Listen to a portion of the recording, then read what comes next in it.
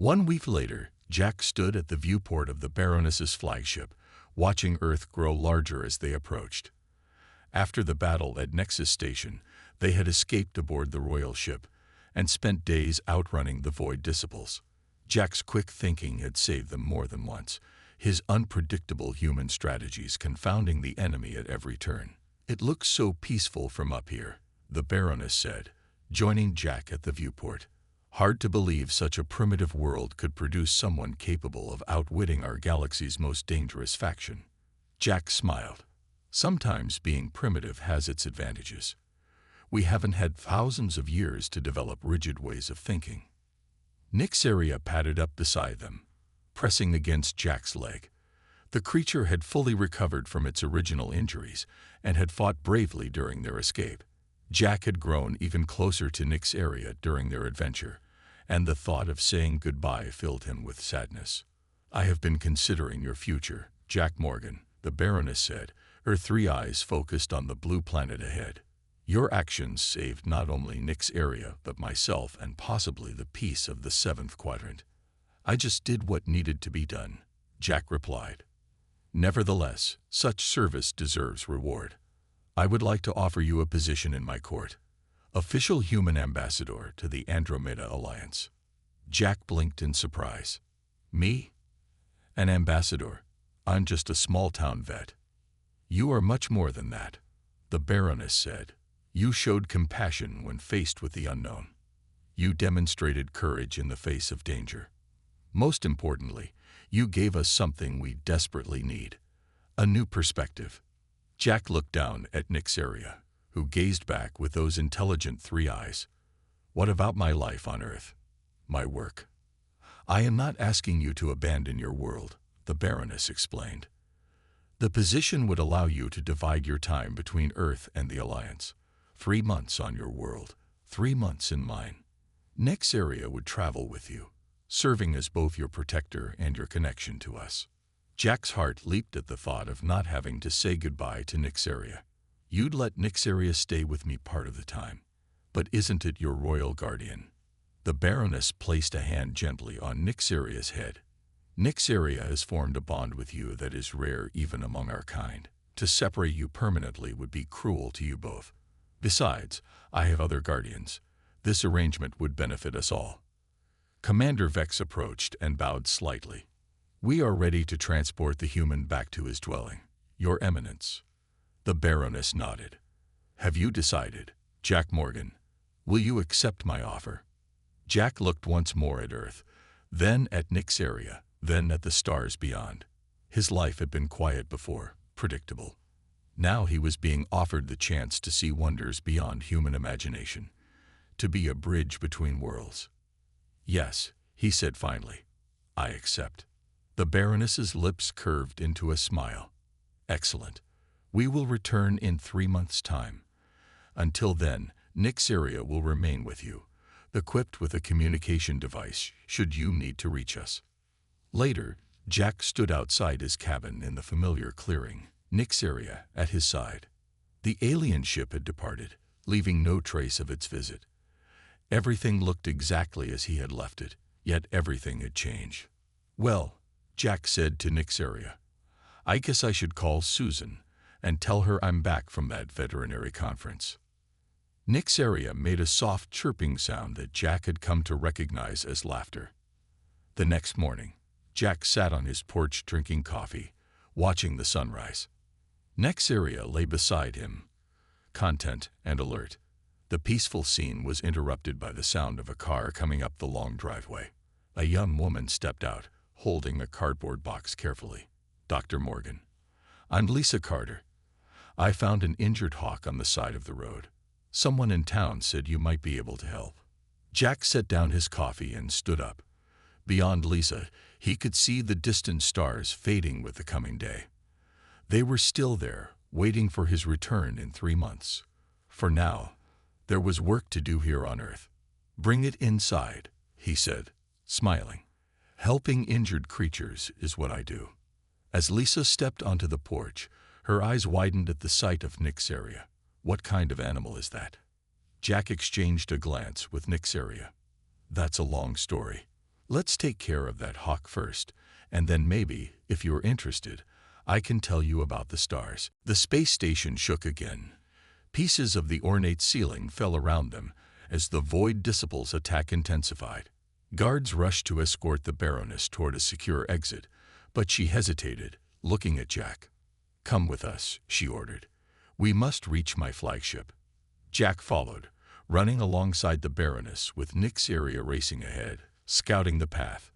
They hurried through corridors filled with panicked aliens. The station's lights flickered, occasionally plunging them into darkness before emergency systems kicked in. "The Void Disciples should not have been able to penetrate our defenses so easily," Commander Vex said as they ran. "They must have inside help. A traitor among my court." The Baroness's voice was tight with anger. They reached a large hangar bay where a sleek, crescent-shaped ship waited, the Baroness's personal flagship. As they approached the boarding ramp, a massive explosion rocked the hangar. The blast knocked everyone to the ground and blocked the path to the ship with fallen debris. Jack scrambled to his feet, ears ringing. Through the smoke, he saw armed figures entering from the far side of the hangar, aliens wearing black armor with glowing red symbols. "Void Disciples," shouted Security Chief Mara, drawing her weapon.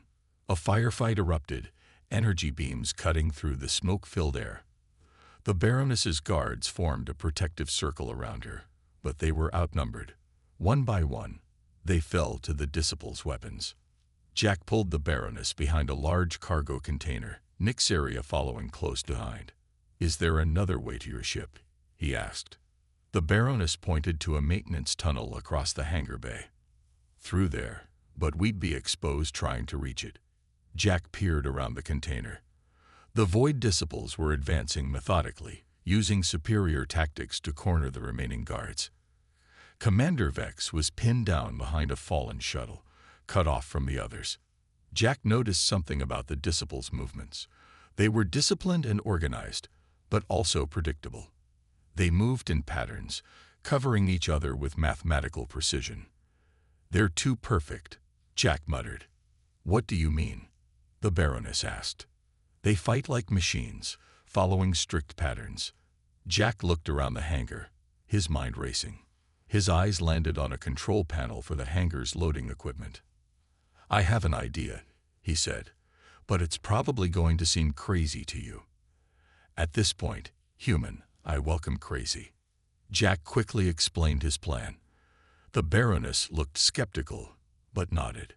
"It goes against all our tactical training, but we have little choice." Jack turned to Nyxeria. "I need you to create a distraction. Can you do that?" Nyxeria's third eye glowed brightly in response. The creature bounded away, circling wide around the firefight. It climbed onto a stack of cargo containers, then began knocking equipment down, creating a tremendous noise far from their position. As expected, several Void Disciples turned toward the commotion, their disciplined minds automatically responding to the new threat. Jack seized the moment and sprinted for the control panel, diving behind it just as energy beams struck where he had been standing. The panel controlled the hangar's robotic loading arms, massive mechanical limbs designed to move heavy cargo. Jack had noticed the Disciples were so focused on their tactical patterns that they weren't paying attention to their surroundings. He activated all the loading arms at once, programming them to move in random, unpredictable patterns. The huge mechanical limbs began swinging wildly throughout the hangar. The Void Disciples, trained to respond to logical, predictable threats, struggled to adapt to the chaos. "Now," Jack shouted. The Baroness broke cover, running toward the maintenance tunnel. Nyxeria leaked down from the containers, knocking two Disciples aside with its powerful limbs. Jack followed, ducking under a swinging loading arm and sliding beneath an enemy's legs. Commander Vex saw the opportunity and provided covering fire, shooting with remarkable accuracy despite the chaotic environment. They reached the tunnel entrance just as more Disciples poured into the hangar. "Your human unpredictability has its uses," the Baroness admitted as they crawled through the narrow passage. No Andromeda tactician would have considered such a disorderly approach. Sometimes chaos is the best strategy, Jack replied, especially against enemies who expect order. They emerged on the other side of the hangar, closer to the Baroness's ship. Only a small group of disciples stood between them and escape. One more push, Commander Vex said, checking his weapon. But we'll need something unexpected again. Jack looked at Nick's area, then at the ceiling supports above the disciples. I think I have just the thing. The ship docked at Nexus Station with a gentle bump. Jack stood, his legs slightly shaky after the long journey. Commander Vex led the way, followed by Jack and Nick's area, with Krell and Mara bringing up the rear. They stepped into a wide, curved hallway filled with aliens of various shapes and sizes.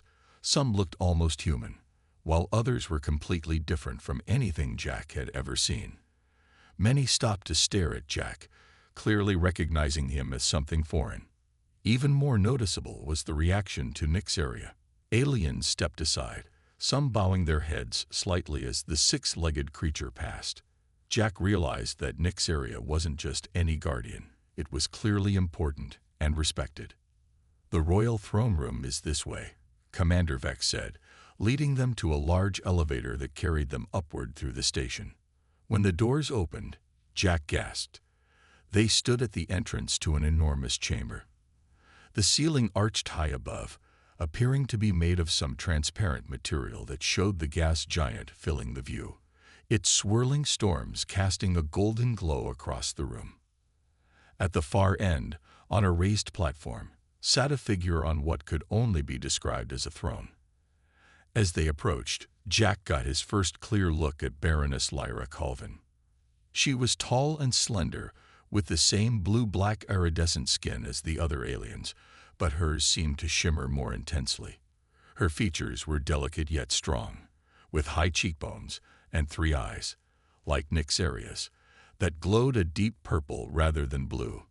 She wore a fitted suit that seemed to be made of flowing metal, catching and reflecting light with every small movement. Nick's area suddenly bounded forward, racing across the throne room. Several guards moved to intercept, but the Baroness raised a hand, stopping them. Nick's area reached the throne and placed its front paws on the platform. The Baroness leaned down, placing her forehead against Nick's area's third eye, in what was clearly an intimate greeting. Jack watched, feeling like an intruder on a private reunion. The Baroness spoke softly to Nick's area, her language musical yet incomprehensible to Jack. Finally, she looked up at Jack. Her three eyes studied him with an intensity that made him want to step back. Instead, he forced himself to stand straight as Commander Vex urged him forward. Baroness Lyra Colvin. Commander Vex announced, I present to you the human, Jack Morgan, who claims to have rescued and healed Nick's area. The Baroness's translator activated. Her voice, even filtered through the device, carried authority.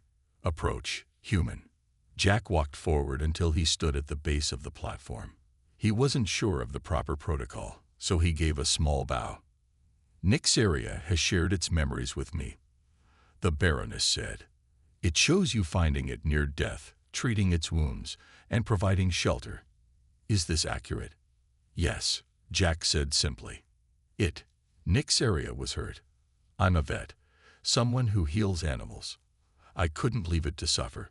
The Baroness's head tilted slightly. You did not know what Nick's area was. Were you not afraid? Jack smiled a little. Terrified, actually. But that didn't matter. Why not? Because helping was more important than being afraid. The Baroness studied him for a long moment. Then she did something unexpected. She stepped down from her throne and approached Jack directly. Up close, she was even more intimidating, standing nearly a foot taller than him. My companion was injured protecting me from assassins, she said, members of a faction called the Void Disciples who oppose my peace initiatives with neighboring quadrants. When Nick's area was separated from me, I feared the worst. Jack nodded, unsure what to say. You saved something precious to me. The Baroness continued. For that, you have my gratitude. Before Jack could respond, Alarms began to blare throughout the throne room. Guards rushed in, and one approached the Baroness urgently. "What is happening?" she demanded. "Void Disciple ships, Your Eminence," the guard reported. "3 attack vessels have bypassed our outer defenses. They're targeting this section of the station." The Baroness turned to Commander Vex. "Evacuate the civilian levels. Prepare my ship." Chaos erupted as people began rushing about. The Baroness turned back to Jack. "It seems the Void Disciples have discovered Nyxeria's return. They are determined to eliminate both of us." Jack looked at Nyxeria, who had moved to stand protectively in front of both him and the Baroness. "What can I do to help?" The Baroness looked surprised by his offer. "This is not your fight, human." "Nyxeria is my friend," Jack said firmly. "That makes it my fight too." A faint smile crossed the Baroness's face, the first hint of warmth she had shown. "Perhaps there is more to humans than our reports suggest." The station shuddered as something struck it. The battle had begun. Jack packed quickly, taking only essential items: clothes, toiletries, and a small photo of his parents. He called his friend Susan Miller, who managed the town's library. "Hey, Susan, something came up. Emergency vet conference in Denver. They need someone with my experience with wildlife. I'll be gone for about a week, maybe 2. Susan agreed to check on his cabin and feed the wild birds that visited his property daily. Jack felt bad about lying, but what could he say? That he was going to space to meet an alien Baroness. An hour later, Jack stood before the alien ship with a small backpack slung over his shoulder. Nyxeria walked beside him. Seeming more formal now, back straighter, movements more deliberate. Commander Vex and the other 2 aliens, introduced as Science Officer Krell and Security Chief Mara, waited at the ship's entrance. "Ready, human?" Commander Vex asked. "Call me Jack," he replied. "And yes, I guess I'm ready." The inside of the ship was nothing like Jack had imagined. No dark, metallic corridors like in movies, but bright, open spaces with walls that seemed alive, shifting with subtle patterns of light. The air smelled fresh, with a hint of something like cinnamon. They led Jack to a room with a single chair that molded itself to his body when he sat down. Nyxeria settled beside him, while the 3 aliens took positions at what appeared to be the control center. "Secure for ascent," Commander Vex ordered. No straps or belts appeared, but Jack felt a gentle pressure holding him in place. The ship rose silently, so smoothly that Jack might not have noticed if he couldn't see the ground falling away through a clear panel beside him. Within seconds, they were above the clouds, the stars growing brighter. Earth's curvature became visible. Then the entire blue planet came into view. Jack's breath caught in his throat. "My God, it's beautiful." "Yes," agreed Science Officer Krell, who seemed the most open to conversation. "Your world is quite remarkable for its biodiversity and water resources." The ship accelerated. Earth shrank to a blue marble, then a dot, then vanished. Jack felt a strange sensation, as if he was being stretched and compressed at the same time.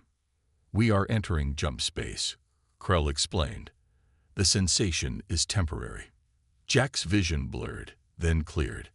Outside the viewing panel, stars streaked past at impossible speeds. "How far are we going?" Jack asked. "The Andromeda Galaxy is approximately 2.5 million light-years from your planet," Krell said. "But we will not travel there directly. The Baroness is currently aboard the Royal Space Station orbiting Nexus Prime, a gas giant in what you call the Epsilon Eridani system, approximately 10.5 light-years from Earth." Jack's head spun at these distances. Nyxeria made a soft sound and pressed closer to him, as if sensing his discomfort. During the journey, which Krell said would take about 20 Earth hours, Jack learned more about Nyxeria. The creature wasn't just a pet, but a genetically engineered guardian species created to protect the royal family of the 7th Quadrant. Nyxeria could sense danger, had enhanced strength and healing abilities, and possessed limited telepathic powers. "Can Nyxeria read my mind?" Jack asked, suddenly concerned about his privacy. No, Krell said. The telepathic ability is primarily for bonding with their chosen companion. In this case, the Baroness. But it seems Nyx Area has formed an unexpected bond with you as well, which is highly unusual. Jack looked at Nyx Area, who blinked its 3 eyes slowly at him. Is that why we understood each other so well? Likely. The bond allows for emotional understanding, even across species. Hours later, Commander Vex announced they were approaching their destination. Jack looked out to see a massive gas giant, swirling with bands of orange and gold. Orbiting it was what looked like a small moon, but as they drew closer, Jack realized it was an enormous space station, a gleaming structure of silver and blue that put anything humans had built to shame. Welcome to Nexus Station, Commander Vex said. The Baroness awaits. As their ship approached the station, Jack felt a mixture of awe and fear. In just a few minutes, he would meet an alien ruler from another galaxy.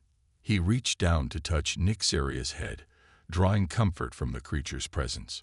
Whatever happens, he whispered, I'm glad I found you that night. Nyx Aria pressed against his leg, and Jack could have sworn the creature was trying to reassure him that everything would be all right. The standoff lasted for several tense moments. Jack stood his ground, though his heart raced. Midnight, or Nyx Aria, remained firmly between him and the armed aliens. Look, Jack said, raising his hand slowly. I found this creature, Nyx Aria, wounded in the woods 3 months ago. I'm a veterinarian, a doctor for animals. I just helped it heal. I didn't capture anyone. The lead alien's device translated Jack's words. The 3 visitors exchanged glances, their expressions unreadable to Jack. I am Commander Vex, the leader finally said through the translator.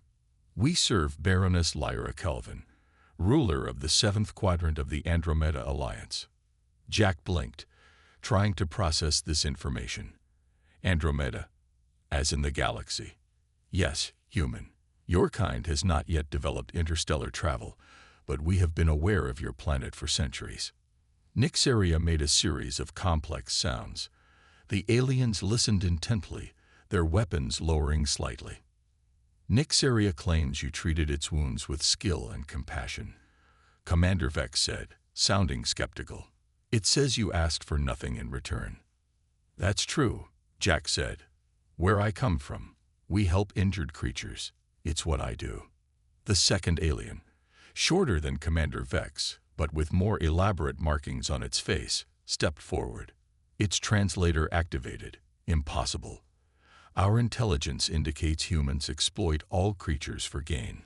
Why would you help a being from another world without seeking advantage? Jack shrugged. Because it was hurt. Because it needed help. Does there need to be another reason?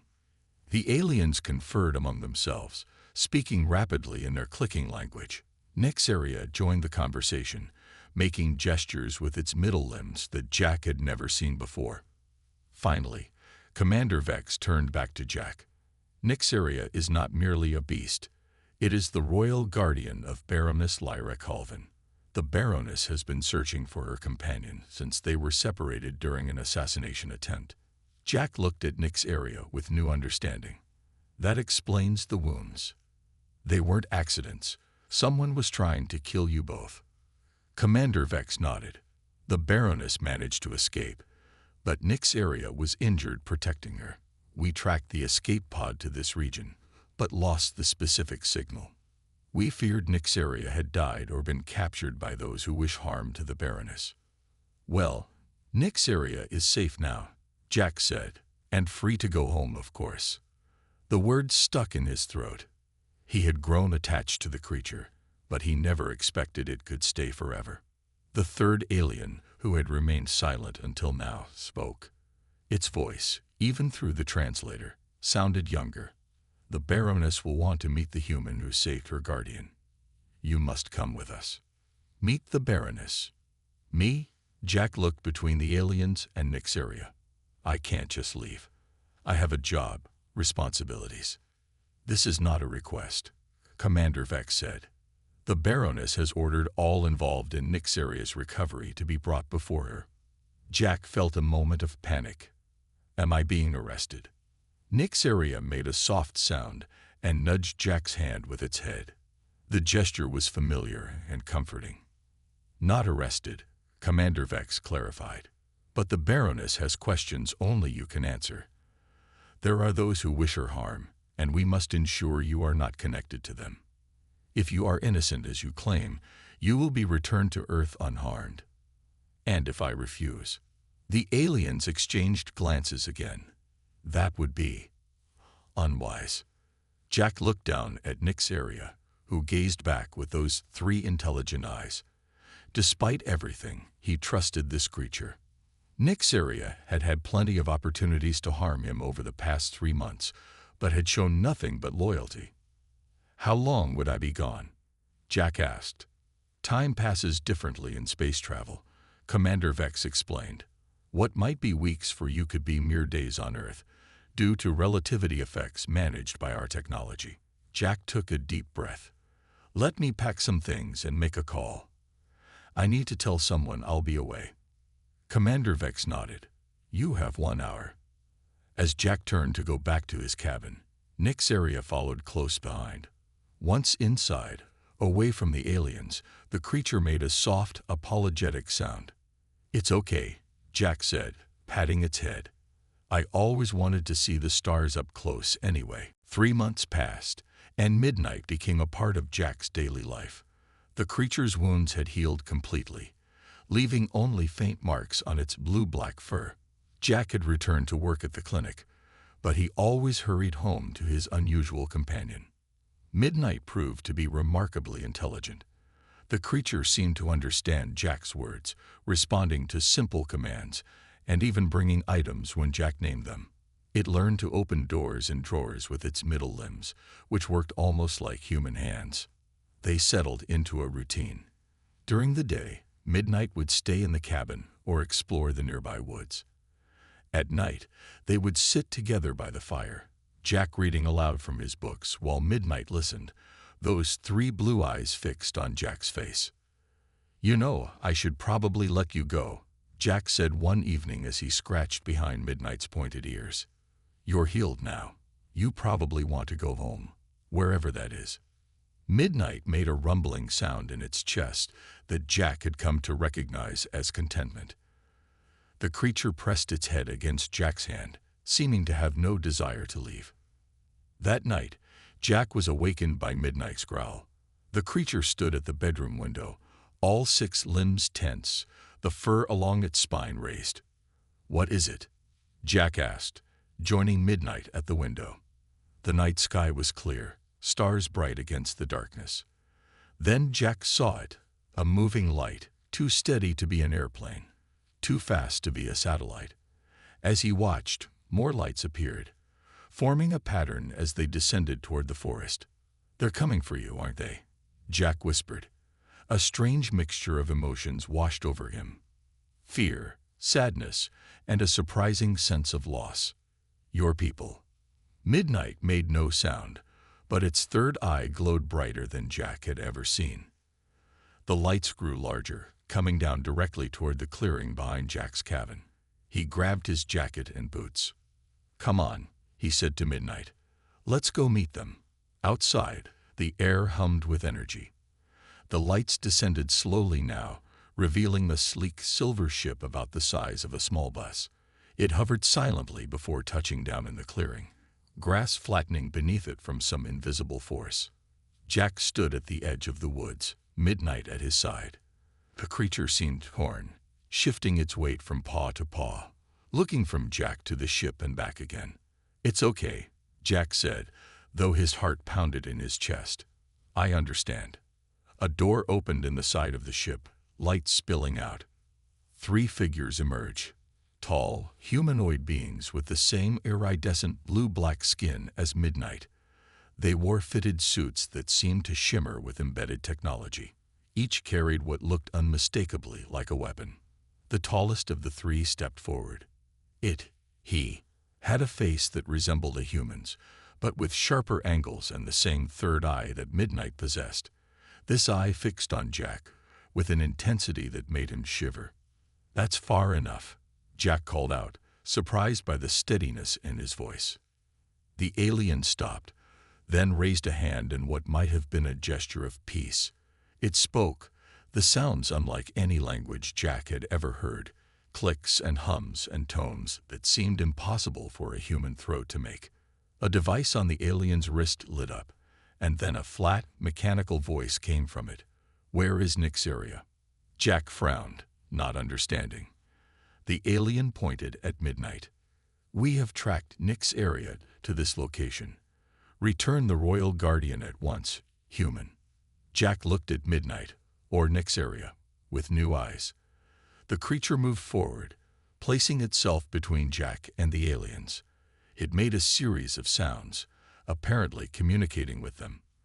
The lead alien's 3 eyes widened. The other 2 raised their weapons, pointing them at Jack. "You claim this human helped you?" The translated voice asked, disbelief evident even through the mechanical tone. "Impossible. Humans are primitive, violent. He must have captured you." Midnight, Nyxeria, growled, the sound deeper and more threatening than Jack had ever heard from the creature. It backed up until it was pressing against Jack's legs, clearly protecting him. The lead alien stepped forward, weapon raised. "Move aside, Nyxeria. We will take the human for questioning." Jack's hands tightened into fists. Whatever was happening, whoever these beings were, he wasn't going down without a fight. Jack carried the strange creature back to his cabin, his arms burning from the effort. The beast was heavy, easily over 100 pounds, but Jack didn't stop. Its breathing grew more labored with each passing minute. Once inside, Jack cleared his kitchen table and laid the creature down. He kept a well-stocked medical room for treating wildlife, but he'd never dealt with anything like this before. The blue blood worried him most. It glowed faintly in the dim light of his cabin. "What are you?" Jack whispered as he gathered his supplies. The creature's 3 eyes remained closed, but its chest rose and fell unevenly. Jack cleaned the wounds first, using warm water and antiseptic. The creature flinched but didn't wake. Up close, the injuries looked even stranger, perfectly circular holes about the size of a quarter, with edges that seemed burned rather than torn. 5 wounds in total, 2 on the creature's side, and 3 on its hind legs. When Jack pressed a cloth against one wound, the blue blood soaked through immediately. He needed to stop the bleeding. Acting on instinct, Jack prepared sutures, though he had no idea if they would work on this alien biology. As he worked, Jack noticed other strange features. The creature had a ridge of short, stiff spines running down its back. Its 6 limbs were arranged with 4 on the ground like a normal quadruped, while the middle pair seemed more flexible, almost like arms. The claws on all 6 feet were retractable, like a cat's. Hours passed as Jack worked. He cleaned, stitched, and bandaged each wound. He set up an IV with fluids, hoping that whatever this creature was, it needed water like earth animals.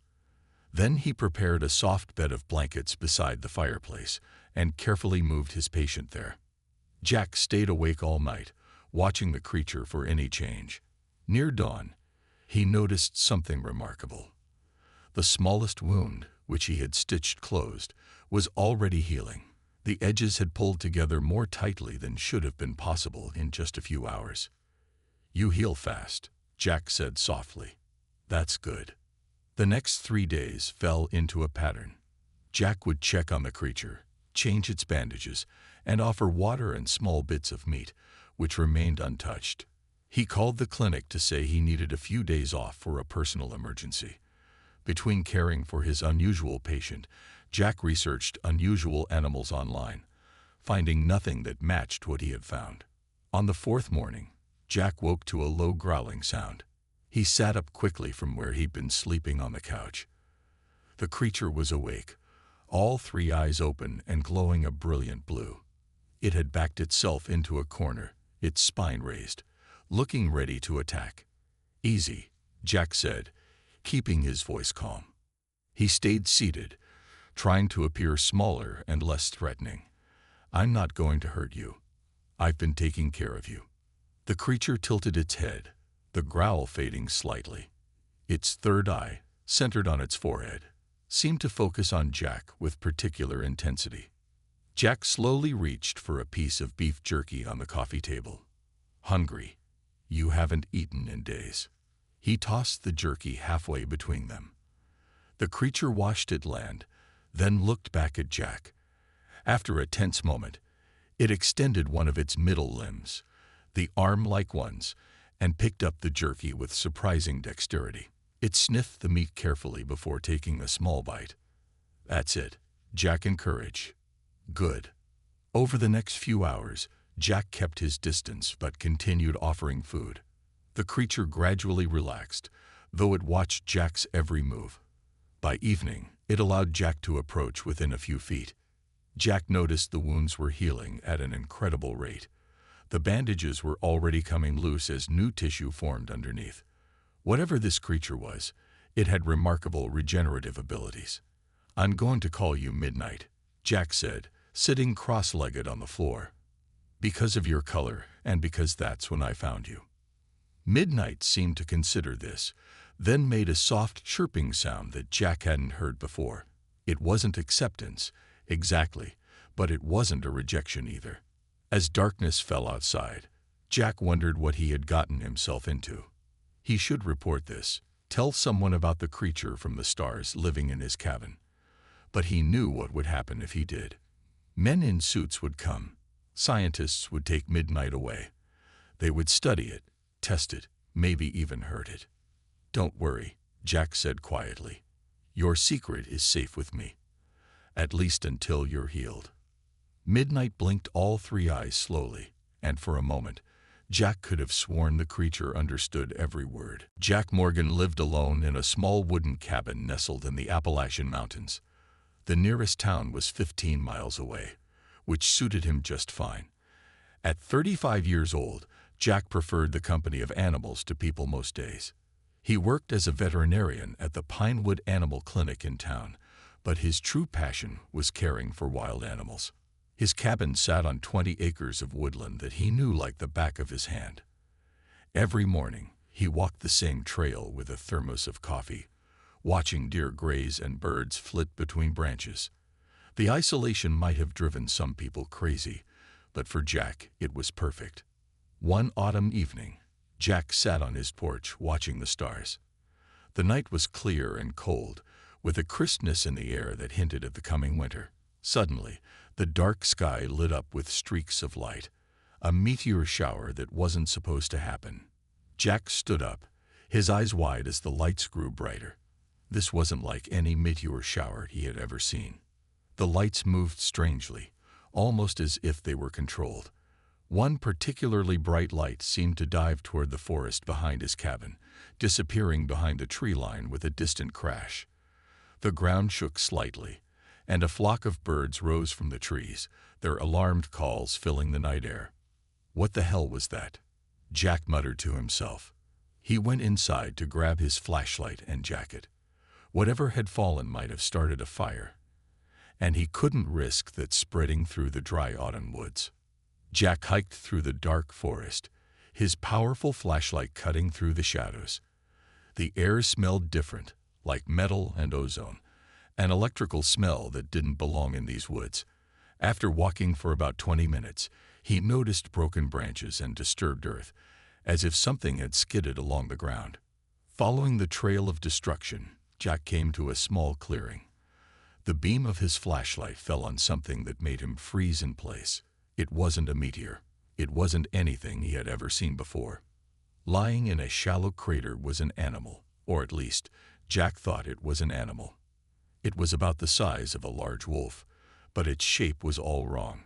It had 6 limbs instead of 4, and its body was covered in sleek fur that seemed to shimmer between deep blue and black, even in the dim light. Its face was cat-like, with a short muzzle and pointed ears, but the rest of its body was more wolf-like, with powerful limbs ending in clawed paws. The creature wasn't moving.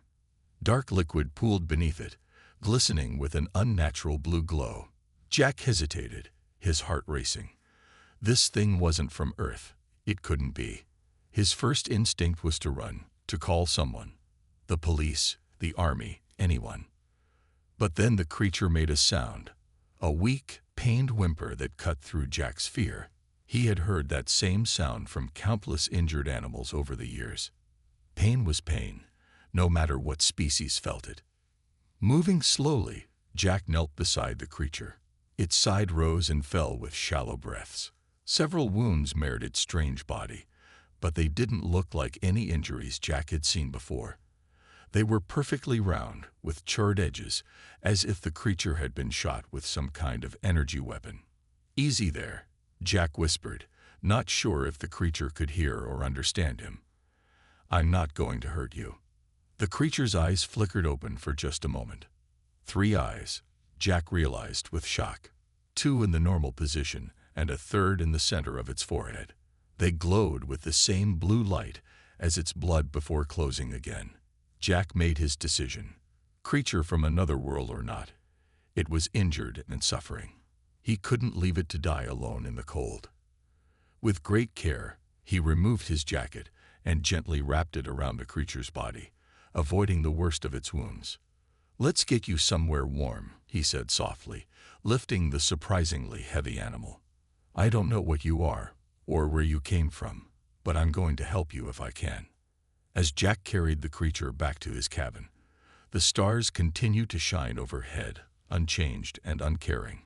Neither Jack nor the beast in his arms knew it, but their lives had just become entangled in something much larger than either of them, something that stretched across the stars themselves.